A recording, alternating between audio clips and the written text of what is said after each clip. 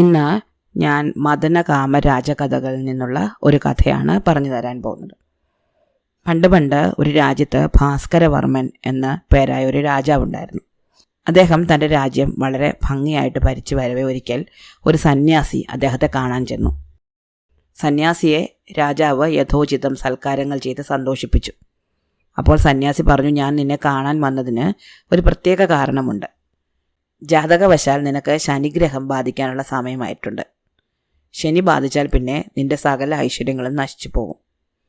നീ മറ്റൊരു രാജാവിനാൽ തോൽപ്പിക്കപ്പെടുകയും നീ ഈ രാജ്യത്തിൽ നിന്ന് പുറത്താക്കപ്പെടുകയും ചെയ്യും. മാത്രമല്ല, നിനക്ക് കൂലിവേല ചെയ്ത് നിത്യവൃത്തി കഴിക്കേണ്ട ഗതി വരും. പക്ഷെ അതുകൊണ്ട് നീ വിഷമിക്കരുത്, നിരാശപ്പെടരുത്. നിനക്ക് 2 ആൺമക്കളുണ്ടാകും. അവരുടെ പ്രയത്നം കൊണ്ടും അവരുടെ കഴിവ് കൊണ്ടും നിനക്ക് പഴയ നിലയിലേക്ക് തിരിച്ചു വരാൻ പറ്റും. ഇത്രയും പറഞ്ഞിട്ട് ഈ സന്യാസി പോയി. അധിക കാലം കഴിയുന്നതിന് മുമ്പേ മറ്റൊരു രാജാവ് ഈ ഭാസ്കരവർമ്മ രാജാവിനെ തോൽപ്പിക്കുകയും അദ്ദേഹത്തെ രാജ്യത്തിൽ നിന്ന് പുറത്താക്കുകയും ചെയ്തു. ഇങ്ങനെ സംഭവിച്ചിട്ടും രാജാവിന് വലിയ ദുഃഖം തോന്നിയില്ല. കാരണം സന്യാസി അദ്ദേഹത്തിന് നേരത്തെ മുന്നറിയിപ്പ് കൊടുത്തിരുന്നല്ലോ. ഈ രാജാവ് രാജ്യത്തിന് പുറത്തുള്ള ഒരു ഗ്രാമത്തിൽ പോയി താമസിച്ചു. അവിടെ കൂലിപ്പണി ചെയ്ത് അദ്ദേഹം നിത്യവൃത്തി കഴിച്ചു പോന്നു. അധികം താമസിക്കാതെ രാജാവിന് 2 ആൺമക്കളുണ്ടായി. വളരെ കഷ്ടപ്പെട്ടിട്ടാണെങ്കിലും രാജാവ് മക്കളെ വളർത്തിക്കൊണ്ടു വന്നു. മക്കൾ വളരും തോറും അവർക്ക് ഭക്ഷണം കൊടുക്കാനുള്ള കഴിവ് രാജാവിന് ഇല്ലാതായി. കാരണം അദ്ദേഹത്തിന് വളരെ കഠിനമായിട്ട് ജോലി ചെയ്യാനുള്ള കഴിവൊന്നും ഉണ്ടായിരുന്നില്ല. അധികം ജോലിയൊന്നും കിട്ടാറുമില്ല. വളരെ ബുദ്ധിമുട്ടിലായിരുന്നു അവർ ജീവിച്ചിരുന്നത്. അതുകൊണ്ട് തന്നെ കുട്ടികൾ മുതിർന്നപ്പോൾ അവർ ദേശാടനത്തിന് പുറപ്പെട്ടു. 2 പേരും കൂടി നടന്ന് ഒരു കാട്ടിലെത്തി. ആ കാട്ടിൽ വിശിഷ്ടമായ ഒരു മാമ്പഴം ഉണ്ടായിരുന്നു. ഒരു വലിയ മാവിൽ 100 വർഷത്തിലൊരിക്കൽ മാത്രം ഉണ്ടാകുന്നൊരു മാങ്ങയായിരുന്നു അത്. ഈ മാമ്പഴം പഴുത്ത് താഴെ വീഴുന്നത് നോക്കി കുറേ വർഷങ്ങളായിട്ട് ഒരാൾ ആ മാവിൻ ചുവട്ടിൽ തപസ് ചെയ്യുന്നുണ്ടായിരുന്നു. ആ മാങ്ങ വളർന്നു വരുന്നതും അത് പാകമാകുന്നതും കാത്തിരിക്കുകയായിരുന്നു അയാൾ. നേരത്തെ പറഞ്ഞതുപോലെ 100 വർഷങ്ങൾ കൊണ്ട് മാത്രമേ ആ മാവിൽ ഒരു മാങ്ങ പാകമാകാറുണ്ടായിരുന്നുള്ളൂ. എന്തായാലും ആ മാമ്പഴം പാകമായി വീഴാറായി എന്ന് തോന്നിയ ഈ തപസ്സിരുന്ന ആൾ കുളിക്കാൻ വേണ്ടിയിട്ട് ചോലയിൽ പോയിരുന്ന സമയത്താണ് ഈ മാമ്പഴം താഴെ വീണത്. ഈ സമയത്ത് തന്നെ ദേശാടനത്തിന് പോയ ഈ 2 കുമാരന്മാർ അവിടെ എത്തുകയും ഈ മാമ്പഴം കൈക്കലാക്കുകയും ചെയ്തു. ആര് കണ്ടാലും എടുക്കാൻ തോന്നുന്നത്ര മനോഹരമായ വലിപ്പമുള്ള ഒരു മാങ്ങയായിരുന്നു അത്. മാങ്ങ കിട്ടിയ ഈ 2 ചെറുപ്പക്കാരും അത് കിട്ടിയ ഉടനെ കഴിച്ചില്ല. അവരത് തങ്ങളുടെ ഭാണ്ഡത്തിൽ സൂക്ഷിച്ച് വീണ്ടും മുന്നോട്ട് യാത്രയായി. കുറേ ദൂരം മുന്നോട്ട് നടന്നതിന് ശേഷം അവർ ഒരു മരച്ചുവട്ടിൽ അവരുടെ ഭാണ്ഡം വെച്ചിട്ട് അവിടെ ഇരുന്ന് ഒന്ന് വിശ്രമിച്ചു. ഈ സമയത്താണ് കുളിക്കാൻ പോയ സന്യാസി തിരിച്ചു വന്ന് മാവിലേക്ക് നോക്കിയത്. വർഷങ്ങളായിട്ട് താൻ കാത്തിരുന്ന മാങ്ങ ഇപ്പോൾ മാവിലില്ല. അത് താഴെ വീണെന്ന് അയാൾക്ക് മനസ്സിലായി. എന്നാൽ അത് എവിടെ പോയി എന്ന് കണ്ടതുമില്ല. മാവിൻ ചുവട്ടിലൊക്കെ നോക്കിയിട്ട് മാങ്ങ അവിടെങ്ങുമില്ല. അപ്പോൾ ആരെങ്കിലും വഴിപോക്കർ അതുവഴി വന്ന് ആ മാങ്ങ എടുത്തുകൊണ്ട് പോയി കാണണം എന്നയാൾക്ക് തോന്നി. അതുകൊണ്ട് അയാൾ മാങ്ങ അന്വേഷിച്ച് കുറച്ച് ദൂരം മുന്നോട്ട് നടന്നു. അപ്പോൾ മരച്ചുവട്ടിൽ വിശ്രമിക്കുന്ന 2 ചെറുപ്പക്കാരെ കണ്ടു. അവരെ കണ്ടപ്പോൾ ഇവർക്ക് മാങ്ങ കിട്ടിയിരിക്കാം എന്ന് ഈ സന്യാസിക്ക് സംശയം തോന്നി. അതുകൊണ്ട് അയാൾ അവരുടെ അടുത്ത് നിന്ന് അവരുടെ കയ്യിലേക്ക് നോക്കിയപ്പോൾ കയ്യിലൊന്നുമില്ല. കുറച്ച് ദൂരെയായിട്ട് ഒരു ഭാണ്ഡമേ ഇരിക്കുന്നുള്ളൂ. ഒരു സന്യാസി വന്ന് തങ്ങളെ ആകെപ്പാടെ നോക്കുന്നത് ഈ ചെറുപ്പക്കാരും ശ്രദ്ധിച്ചു. അവർ ചോദിച്ചു, സ്വാമി എന്താ ഓടി വന്ന് നോക്കുന്നത്? അപ്പോൾ സന്യാസി പറഞ്ഞു, നിങ്ങൾക്കൊരു മാമ്പഴം കിട്ടിയെന്നറിയാൻ വരികയാണ്. അപ്പോൾ ഇവർ ചോദിച്ചു, എന്താ ആ മാമ്പഴത്തിൻ്റെ വിശേഷം? സന്യാസി പറഞ്ഞു, ആ മാമ്പഴം വളരെയധികം വിശേഷമുള്ളതാണ്. ഞാൻ വർഷങ്ങളായിട്ട് അത് കിട്ടാൻ മാവിൻ ചുവട്ടിൽ തപസ്സിരിക്കുകയായിരുന്നു. പക്ഷെ ഞാൻ കുളിക്കാൻ പോയ സമയം കൊണ്ട് അത് താഴെ വീണുവെന്നാണ് തോന്നുന്നത്. എനിക്കത് കിട്ടിയില്ല. ആ മാവിൽ ആകെ ഒരു മാങ്ങ ഉണ്ടാകുകയുള്ളൂ. ആ മാങ്ങയുടെ പരിപ്പ് തിന്നുന്ന ആൾ എപ്പോൾ ചിരിച്ചാലും രത്നങ്ങൾ പൊഴിയും. ആ മാങ്ങയുടെ തൊലി തിന്നുന്നവൻ ചക്രവർത്തിയായിത്തീരും. അപ്പോൾ ചെറുപ്പക്കാർ ചോദിച്ചു, അങ്ങനെയാണോ? പക്ഷെ ഒരു സന്യാസിക്ക് എന്തിനാണ് രത്നങ്ങൾ? ഒരു സന്യാസിക്ക് ഒരിക്കലും ചക്രവർത്തി ആവേണ്ടതില്ലല്ലോ. പിന്നെ അങ്ങ് എന്തിനു വേണ്ടിയിട്ടാണ് ഈ മാവിൻ ചുവട്ടിൽ ഇത്രയധികം തപസ് ചെയ്തത്? ഇത് കേട്ടപ്പോൾ സന്യാസിക്ക് വളരെയധികം നാണക്കേട് തോന്നി. തൻ്റെ അത്യാഗ്രഹം ഈ ചെറുപ്പക്കാർ മനസ്സിലാക്കിയല്ലോ എന്ന ഇച്ഛാഭംഗത്തോടെ അയാൾ തിരിച്ചുപോയി. അയാൾ പോയി കഴിഞ്ഞപ്പോൾ തങ്ങൾ ഭാണ്ഡത്തിൽ സൂക്ഷിച്ചിരുന്ന മാമ്പഴം ഈ ചെറുപ്പക്കാർ പുറത്തെടുത്തു. എന്നിട്ട് അതിൻ്റെ തൊലി ഉരിഞ്ഞ് ജ്യേഷ്ഠനും അനുജൻ അതിൻ്റെ മജ്ജ മാങ്ങാണ്ടി ഉൾപ്പെടെയും വിഴുങ്ങി. എന്നിട്ട് അവർ വീണ്ടും മുന്നോട്ട് യാത്ര ചെയ്തു. അക്കഥ അങ്ങനെ നിൽക്കട്ടെ. മറ്റൊരു സ്ഥലത്ത് അതലം എന്ന ഒരു രാജ്യത്ത് അവിടുത്തെ രാജാവിന് മക്കളുണ്ടായിരുന്നില്ല. ആ നിലയിൽ തന്നെ അദ്ദേഹം മരിച്ചു. അദ്ദേഹത്തിൻ്റെ പേര് ഖണ്ഡാകർണൻ എന്നായിരുന്നു. മരിക്കുമ്പോൾ അദ്ദേഹം ഒരു വിൽപ്പത്രം എഴുതി വെച്ചിരുന്നു. മരണാനന്തര ചടങ്ങുകളെല്ലാം കഴിഞ്ഞിട്ട് മന്ത്രിയും പൗരന്മാരും എല്ലാവരും കൂടെ ചേർന്ന് അദ്ദേഹത്തിൻ്റെ മുറി പരിശോധിച്ചപ്പോൾ ഈ വിൽപ്പത്രം കണ്ടു. അതിലിങ്ങനെ എഴുതിയിരുന്നു: രാജ്യഭാരം തുടരുന്നതിന് സന്താനമില്ലായകയാൽ എൻ്റെ മരണശേഷം ഒരു പുഷ്പമാലയുണ്ടാക്കി ഞാൻ സാധാരണ സഞ്ചരിക്കുന്ന ആനയുടെ കയ്യിൽ കൊടുക്കണം. അവൻ ആ മാല്യത്തെ ഏവൻ്റെ കഴുത്തിൽ സമർപ്പിക്കുമോ അവനെ രാജാവാക്കി വാഴിക്കണം. അതുവരെ മന്ത്രി തന്നെ രാജ്യഭാരം ചെയ്തു കൊള്ളണം. ആ മരണപത്രിക അനുസരിച്ച് രാജാവിൻ്റെ കൊട്ടാരത്തിലുള്ള മന്ത്രിയും മറ്റുള്ള ഉദ്യോഗസ്ഥരും എല്ലാവരും കൂടെ ചേർന്നൊരു പുഷ്പമാലയുണ്ടാക്കി ആനയുടെ കൈവശം കൊടുത്തു. ആന ആ മാല്യവുമായിട്ട് നാടൊട്ടുക്ക് സഞ്ചരിച്ചു. എന്നാൽ ആരുടെ കഴുത്തിലും ഇട്ടില്ല. നാട് മുഴുവൻ ചുറ്റി നടന്നതിന് ശേഷം ആന നേരെ കാട്ടിലേക്ക് നടന്നു. മന്ത്രിയും പൗരപ്രധാനികളും ആനയുടെ പിന്നാലെ പോയി. ആന കാട്ടിനുള്ളിലേക്ക് ചെന്ന് ഭാസ്കരവർമ്മ മഹാരാജാവിൻ്റെ മക്കളിൽ മൂത്തവനായ കലിമാൻ എന്ന രാജകുമാരൻ്റെ കഴുത്തിൽ ആ മാല അർപ്പിച്ചു.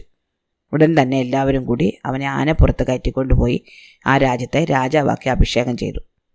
അന്നു മുതൽ അവൻ ആ രാജ്യം ഭരിച്ചു തുടങ്ങി.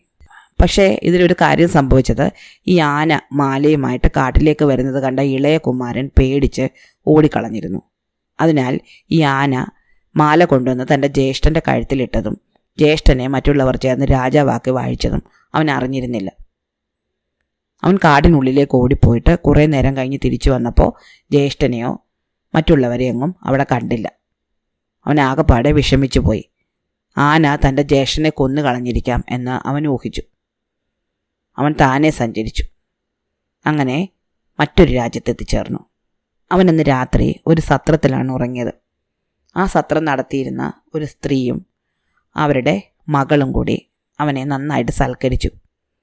ഭക്ഷണം കഴിച്ചു കഴിഞ്ഞ് അവന് വളരെ നന്ദിപൂർവ്വം അവരെ നോക്കി ഒന്ന് പുഞ്ചിരിച്ചപ്പോൾ അവൻ്റെ വായിൽ നിന്ന് അനവധി വിലയേറിയ രത്നങ്ങൾ പൊഴിഞ്ഞു വീണു. ഈ രത്നങ്ങൾ വീഴുന്നത് കണ്ട് ആ സത്രമുടമയായ വൃദ്ധയായ സ്ത്രീയും അവളുടെ മകളും വളരെയധികം വിസ്മയിച്ചു. ഇങ്ങനെയൊരു വിദ്യ അവരൊരിക്കലും കേട്ടിരുന്നില്ല. വായിൽ നിന്ന് മുത്തു പൊഴിയുന്ന ഈ ചെറുപ്പക്കാരനോട് ഈ വൃദ്ധയായ സത്രമുടമയ്ക്കും അവരുടെ മകൾക്കും വളരെയധികം അസൂയ തോന്നി. അതുകൊണ്ട് രാത്രിയിൽ അവൻ്റെ മുറിയിൽ ചെന്ന് അവർ നീർവാളം ചേർത്ത ഒരു മരുന്ന് കഴിപ്പിക്കുകയും അവന് രാത്രിയിൽ അതികലശലായ വയറിളക്കമുണ്ടായി ആ മാങ്ങേണ്ടി പുറത്തു പോവുകയും ചെയ്തു. അതിനുശേഷം രാത്രി തന്നെ ആ അമ്മയും മകളും കൂടി അവനെ സത്രത്തിൽ നിന്ന് പുറത്താക്കി വാതിലടച്ചു. നല്ല തണുപ്പത്ത് മഴയത്ത് സത്രത്തിന് പുറത്താക്കപ്പെട്ട അവൻ വളരെയധികം ബുദ്ധിമുട്ടി. എന്നാൽ അവൻ വീണ്ടും മുന്നോട്ട് നടന്ന് ഒരു കാട്ടിലെത്തിച്ചേർന്നു. ഉറങ്ങാം എന്ന് കരുതി അവൻ അവിടെ കണ്ട വലിയൊരു മരത്തിൻ്റെ മുകളിൽ വലിഞ്ഞു കയറി. അങ്ങനെ കുറേ നേരം ആ മരത്തിന് മുകളിലിരുന്നു. അർദ്ധരാത്രിയായി. താഴേക്ക് നോക്കുമ്പോൾ നിലാവത്ത് 5 പേര് ആ മരച്ചുവട്ടിൽ നിൽക്കുന്ന അവൻ കണ്ടു. അവർ സംസാരിക്കുന്ന എന്താണെന്ന് അവൻ ചെവിയോർത്ത് നോക്കി. അപ്പോൾ ആ കൂട്ടത്തിൽ പ്രായം ചെന്ന ആൾ പറഞ്ഞു: എൻ്റെ പ്രിയ ശിഷ്യന്മാരെ, നമുക്ക് ഇവിടെ വെച്ച് തമ്മിൽ പിരിയേണ്ടിയിരിക്കുന്നു. നിങ്ങൾ ഇന്നേ വരെ എന്നെ നന്നായിട്ട് ശുശ്രൂഷിച്ചു. ഞാൻ പറയുന്നതൊക്കെ നിങ്ങൾ നന്നായിട്ട് അനുസരിച്ചു. അതുകൊണ്ട് നിങ്ങൾക്ക് 4 പേർക്കുമായിട്ട് ഞാൻ ഓരോ സമ്മാനങ്ങൾ തരുന്നുണ്ട്. എൻ്റെ കമണ്ഡലവും യോഗദണ്ഡും മെതിയടിയും സഞ്ചിയും ഞാൻ നിങ്ങൾക്ക് 4 പേർക്കും കൂടി തരികയാണ്. ഓരോരുത്തരും ഓരോന്നെടുത്തുകൊള്ളണം. ഈ മെതിയടിയിൽ ചവിട്ടിക്കൊണ്ട് എവിടെ ചെല്ലണം എന്ന് വിചാരിച്ച് കണ്ണടച്ചാലും ആ നിമിഷം നിങ്ങൾ അവിടെ എത്തും. ഈ യോഗദണ്ഡുകൊണ്ട് മരിച്ചു കിടക്കുന്ന ഒരാളുടെ ദേഹത്ത് തട്ടിയാൽ അയാൾ ജീവിക്കും. സഞ്ചിയിൽ നിന്ന് എത്ര എടുത്താലും ഒഴിയാത്ത നിധി കിട്ടും. ഈ കമണ്ഡലുവിലെ ജലത്തിന് ഏത് സ്ഥലത്തെയും ഐശ്വര്യവത്താക്കാൻ കഴിയും. ഇത്രയും പറഞ്ഞിട്ട് തൻ്റെ ശിഷ്യന്മാരെ ഈ 4 സാധനങ്ങൾ ഏൽപ്പിച്ചിട്ട് ഗുരു അവരോട് യാത്ര പറഞ്ഞു. ശിഷ്യന്മാരാണെങ്കിൽ ആ 4 സാധനങ്ങളും വാങ്ങി ആ മരച്ചുവട്ടിൽ വെച്ചിട്ട് ഗുരുവിനെ യാത്രയാക്കാൻ വേണ്ടി അദ്ദേഹത്തിൻ്റെ പിന്നാലെ കുറച്ച് ദൂരം പോയി.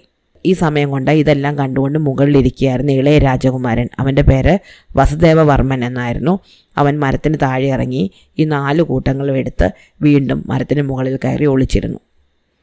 ഗുരുവിനെ യാത്ര അയച്ചിട്ട് വന്ന ശിഷ്യന്മാർ മരച്ചുവട്ടിൽ വന്നു നോക്കുമ്പോൾ തങ്ങൾ സൂക്ഷിച്ചു വെച്ചിരുന്ന സാധനങ്ങൾ കണ്ടില്ല. അവർ ആ രാത്രിയിലെ കുറ്റക്കൂറ്റിലെടുത്ത് ആ വൃക്ഷച്ചുവട്ടിൽ പലതവണ തപ്പി നോക്കിയെങ്കിലും ആ സാധനങ്ങളൊന്നും കണ്ടു കിട്ടിയില്ല.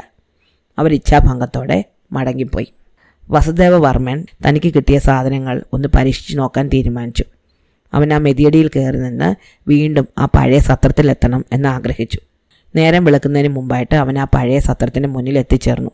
അവൻ്റെ കയ്യിലുണ്ടായിരുന്ന മറ്റ് സാധനങ്ങളുടെ മാഹാത്മ്യത്താൽ അവനുടൻ തന്നെ അവിടെ വലിയൊരു സൗധം നിർമ്മിച്ച് അതിനുള്ളിൽ കയറി കിടന്നുറങ്ങി.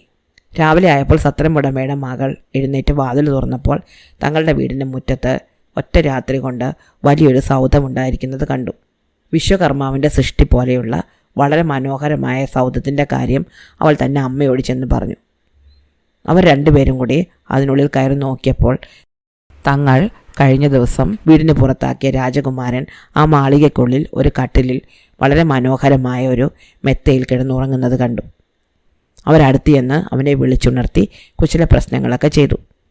തങ്ങൾക്ക് തലേ ദിവസം ഒരു അബദ്ധം പറ്റിയതാണെന്നും ക്ഷമിക്കണമെന്നും പറഞ്ഞു. അവൻ അതിലേക്ക് ഒരു മറുപടിയും പറഞ്ഞില്ല.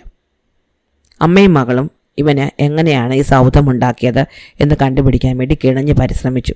വളരെ പെട്ടെന്ന് തന്നെ കൗശലക്കാരായ അവർ അവൻ ഒളിച്ചു വെച്ചിരിക്കുന്ന 4 സാധനങ്ങളും കണ്ടുപിടിക്കുകയും ചെയ്തു. എന്നാൽ രാജകുമാരൻ എപ്പോഴും ആ 4 സാധനങ്ങളും തൻ്റെ കൈക്കടുത്ത് തന്നെ സൂക്ഷിച്ചു വെച്ചിരുന്നതുകൊണ്ട് അവർക്ക് പെട്ടെന്ന് അത് കൈക്കലാക്കാൻ പറ്റിയില്ല. അതുകൊണ്ട് ആ വൃദ്ധയായ സ്ത്രീ ഒരിക്കൽ വസുദേവവർമ്മനോട് പറഞ്ഞു, മകനെ, എൻ്റെ മകൾക്ക് വലിയ വയറുവേദനയാണ്. ഞാൻ ജംബുദ്വീപിലുള്ള ഗണപതിക്ക് ഒരു വഴിപാട് നേർന്നിട്ടുണ്ട്. എന്നാൽ അവിടം വരെ പോകാൻ എനിക്ക് പറ്റുന്നില്ല. അതുകൊണ്ട് നമുക്കത് കഴിക്കുന്നതിനായിട്ട് ഈ മെതിയടിയുടെ സഹായത്താൽ അവിടം വരെ ഒന്ന് പോകാമോ? ആ വൃദ്ധയുടെ വാക്കുകൾ വസുദേവവർമ്മൻ വിശ്വസിക്കുകയും അവർ 3 പേരും കൈ ചേർത്ത് പിടിച്ച് ആ മെതിയടിയുടെ സഹായത്താൽ ജംബുദ്വീപിലെത്തുകയും ചെയ്തു. അവിടെ എത്തിയ ഉടനെ ആ വൃദ്ധ വസുദേവവർമ്മനോട് കുറച്ച് വിറക് കൊണ്ടുവരാൻ പറഞ്ഞു. അവൻ വിറക് കൊണ്ടുവരാൻ പോയ സമയം കൊണ്ട് അമ്മയും മകളും ആ മെതിയടിയുടെ സഹായത്തോടെ തിരിച്ചുപോയി കളഞ്ഞു. രാജകുമാരൻ വിറവും കൊണ്ട് വന്ന് നോക്കിയപ്പോൾ അവിടെ ആരെയും കണ്ടില്ല. അമ്മയും മകളും വീണ്ടും തന്നെ ചതിച്ചു എന്ന് അവന് മനസ്സിലായി. സൗകര്യപ്പെടുന്ന പക്ഷം അവരെ ഒരു പാഠം പഠിപ്പിക്കണം എന്ന് അവൻ നിശ്ചയിച്ചുറച്ചു. അവൻ ആ വനം മുഴുവൻ ചുറ്റി നടന്നപ്പോൾ അവിടെ ഒരു മാവിൽ നിരവധി ഫലങ്ങൾ നിൽക്കുന്നത് കണ്ടു. അവൻ 1-ാമത്തെ ശാഖയിൽ നിന്ന് ഒരു മാമ്പഴം പറിച്ചു തിന്നു. തിന്നതും അവനൊരു കരിങ്കുരങ്ങായിട്ട് മാറി. അവനാകെ വിഷമിച്ചു പോയി. ഇതുവരെ ഒരു മനുഷ്യരൂപമെങ്കിലും ഉണ്ടായിരുന്നു, ഇപ്പോൾ വെറും ഒരു കുരങ്ങനായിട്ട് മാറിയിരിക്കുന്നു. ആകെ വിഷമിച്ച അവൻ മറ്റൊരു കൊമ്പിൽ നിന്ന് ഒരു മാങ്ങ പറിച്ചു തിന്നു. അപ്പോൾ അവനൊരു പരുന്തായിട്ട് മാറി. അപ്പോൾ അവൻ 3-ാമത്തെ കൊമ്പിൽ നിന്ന് മറ്റൊരു മാങ്ങ പറിച്ചു തിന്നു നോക്കി. അപ്പോൾ അവൻ വീണ്ടും പഴയതുപോലെ വസുദേവവർമ്മൻ എന്ന രാജകുമാരനായിട്ട് തീർന്നു. ഈ മാവ് ഒരു അത്ഭുത മാവാണെന്ന് മനസ്സിലാക്കിയ അവൻ ഈ 3 കൊമ്പുകളിലെ മാങ്ങകൾ പ്രത്യേകം പറിച്ച് സൂക്ഷിച്ചു. എന്നിട്ട് പരുന്തായി തീരേണ്ട പഴം കഴിച്ചു. ആ നിമിഷം തന്നെ അവനൊരു പരുന്തായിട്ട് തീർന്നു. എന്നിട്ട് താൻ സൂക്ഷിച്ചു വെച്ച മാമ്പഴ ചുമടുമായിട്ട് അവൻ വീണ്ടും പറന്ന് ആ സത്ര ഉടമയുടെ വീടിനടുത്തെത്തി. അതിനുശേഷം മനുഷ്യനായി തീർക്കുന്ന മാമ്പഴം കഴിച്ചു. അതോടെ അവൻ വീണ്ടും മനുഷ്യനായി. സത്ര ഉടമയായ സ്ത്രീ മുറ്റത്ത് നോക്കുമ്പോൾ തങ്ങളെ ജംബുദ്വീപിൽ ഉപേക്ഷിച്ച രാജകുമാരൻ വീണ്ടും മുന്നിൽ നിൽക്കുന്നു. അവർക്ക് വളരെയധികം അത്ഭുതമുണ്ടായി. കുറച്ച് പേടിയും വന്നു. അവർ പറഞ്ഞു, രാജകുമാര, ഞങ്ങൾ നിന്നെ വിട്ടിട്ട് പോകുന്നു, നീ കരുതരുതേ. നീ വിറക് വെട്ടാൻ പോയ സമയത്ത് ഒരു വലിയ രാക്ഷസൻ ഞങ്ങളുടെ നേരെ വന്നു. ഞങ്ങൾ ഞങ്ങളുടെ പ്രാണരക്ഷാർത്ഥം നിൻ്റെ മെതിയടി എടുത്തുകൊണ്ട് അവിടുന്ന് രക്ഷപ്പെട്ടതാണ്. ഉടൻ തന്നെ തിരിച്ചു വന്ന് നിന്നെ അവിടെ നിന്ന് കൊണ്ടുപോരണം എന്നാണ് ഞങ്ങൾ കരുതിയത്. ഞങ്ങളങ്ങോട്ട് വരാൻ ഒരുങ്ങുകയായിരുന്നു. അല്ലാതെ നിന്നെ ഉപേക്ഷിക്കണം എന്ന് ഞങ്ങൾക്ക് ഒരു ഉദ്ദേശവും ഉണ്ടായിരുന്നില്ല. രാജകുമാരൻ പറഞ്ഞു, ഓ, അതൊന്നും സാരമില്ല, ഞാൻ തിരിച്ചു വന്നല്ലോ. എനിക്ക് നിങ്ങളോട് ഒട്ടും പരിഭവമില്ല. പരിഭവം ഉണ്ടായിരുന്നുവെങ്കിൽ ഞാൻ തിരിച്ചിങ്ങോട്ട് വരുമായിരുന്നില്ലല്ലോ.